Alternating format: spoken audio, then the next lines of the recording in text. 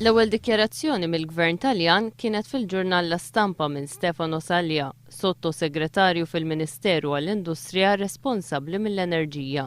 Salja qal li fil-kwistjoni tal-immigranti Malta trid tagħmel il-parti tagħha inkella l-proġett tal-Interconnector jieqaf minnu fih.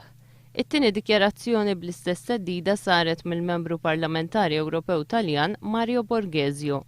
Lura fis-snin, Borghezio kien inqabad iġor materjal faxxista bl-swastika ta' Hitler, kien ikkundannat iħallas multa wara li aggredixxa tfajjel Marokkin li kien qiegħed l-Italja b'mod illegali u kien wieħed minn 7 persuni li nżammu responsabbli ta' ħruq toġġetti immigranti li kienu qed jorqdu taħt pont fi Piemonte.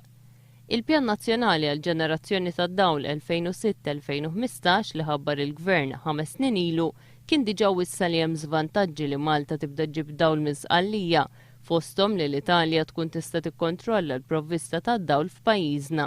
Fost l-iżvantaġġi l-pjan isemmi li l-Italja tikkontrolla l-prezz li m'għandix dawl biżżejjed għalija wisq anqas biex tipprovdi wkoll lil Malta.